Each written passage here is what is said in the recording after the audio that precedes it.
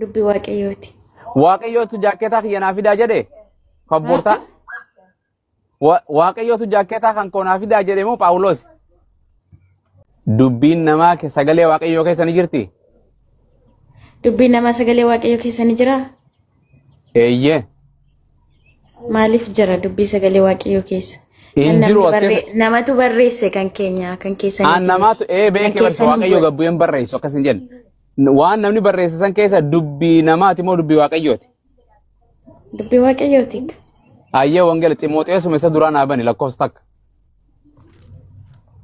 Maal achi keessatti nama barreesse sanaaf abbaa barreesse sanaaf ibsa kamaali?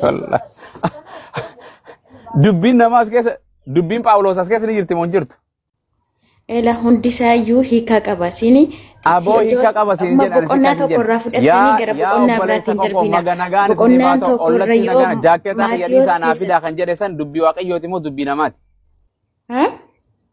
Phaawulos jaakketaa kiyya kan dubbii waaqayyooti. Waaqayyootu jaakketaa kiyya naa fidaa jedhe kabboortaa. Waaqayyootu jaakketaa kan koo naa fidaa jedhe moo Phaawulos? Mani waan jaaketta kan jiru baasime. La ilaha illallah. Jaaketta kan jiru bicha baasi ati deemiti. Kobboortaa siif hin baasa ani dura waan naan jettu. As keessa akka naan jettu. Nagee itti daballe ani nuti warra wangeelatti hin daballu waan jiru dubbisin. Dubbii dhugaachirra jiru seerumaan barsiisa. Suuta nagee ayyee amma kan godhu dubbii namaati jettee qooy ammaan si baasee dhaabbadhu. Quraana kiyya kanaan as kaayyadha bismillah qooy siifin dubbisa achi booda deebisa dubbiin kun dubbii namaati moo kan seexaanaati? Ati gooftaa Yesuusin amanta moo namantu? Ani gooftaan amana waaqayyoo jechuun Yesuus akka gooftaa ta'e amana waaqa akka ta'e amanu malee maal seexaana huni amanani Yesuus qofa seexaana ni amantaa naan jettu seexaana akka jiru gaafi mafaan gaafa dhaabu maas qooy duranii dubbisa wangeela kana sagalee waaqayyoo naan jettu qooy gadhaabbadhu naan dubbisa dura wangeela keen dubbisu deema laabbanadhe dhaabbadhu. Suuta. Yes. Waraab. Maal irra baafatte? Qooy siifin baasa. Qooy hin dubbisu siifin kanna. Qooy himika. Maatiyoos makan irraa hin sii baasa qooy. Maatiyoos boqonnaa meeqa? Maatiyoos boqonnaa. Luqaasiin dhaqaawti. Okay, dubbii waaqayyooti. Waaqayyoo akkas jedhe moo seexaana akkas jedhe? Setan ni konuma sinuma bar. Oh, anadon. Oh, yes, anadon. Okay. Kanafu dubbiin kun kiyye jechuun kan waaqayyooti miti. Dubbiin kun kan abumoo as jechuun kan waaqayyooti miti.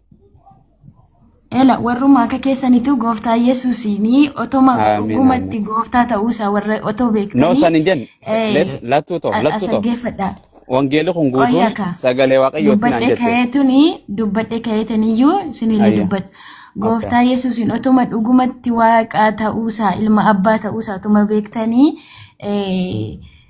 itti hin amannu namadha warra jettanii goyoomsitanii jechuudha. Warruma akka keessanitti dubbatee jechuudha. Seexanatu akkas jedhee dubbate. Janna gooftaa Yesuus immoo waan jedhee bara amma kaan waan irra jiru dubbii waaqayyooti moo dubbii seexana jira. Dubbii kana seexana dubbate moo waaqayyoo dubbate? Fakkeenyummaadhaan barraa'e. Fakkeenyummaarraan barraa'e. Waan inni fakkeenyummaan barraa'e kun dubbii seexanaati moo dubbii waaqayyooti? Akkana jedha dhaggeeffadhu. Seexanichi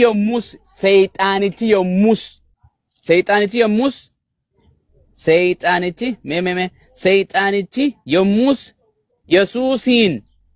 Yesuusiin dhugumaan ati ilma waaqayyoo yoo taate kan jechuu jiru kun eenyu? Eenyutu Yesuusin dubbachuu jira? Waaqayyoodha moo seexana?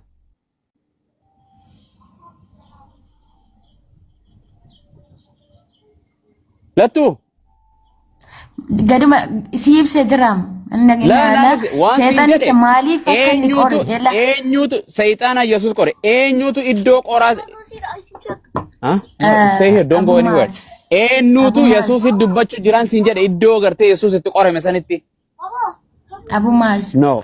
Seexanni kun yommuutti akkas jedhee yeroo gooftaa Yesuus Kiristoos bifa foonummaadhaan uffatee gara biyya lafaatti eenyutu Yesuus dubbachuudha? Maa didda dubbii kana Yesuustu dubbate moo barattoota isaati moo Waaqayyoo dubbate? ilma waaqayyo waan ta'eedhaaf seexanni immoo qoruudhaaf dhufte. Kanaaf barreeffama. Kanaaf barreeffama. No jallinatti sin amanu achi keessatti si ibsee jira. Manaayisin jedhe narageeffadhu. Qajeelummaatti fudhattan garuu fudhattanii fudhadhaa. Dhiistanii sibiisa. Lattu. Ifi didu jirta waan kallattiin akka aduun yeroo baate aduu osoo ijaan arganii aduu miti halkan namaan jedhuuti. Waan jedhe seexaanichi yommus Yesuusin dhugumaan ilma waaqayyoo yoo taate dhagoota kana buddeen naa jijjiiri jedhii karte abboom kan jedheen kun dubbii kana kan dubbate seexaana moo Yesuus?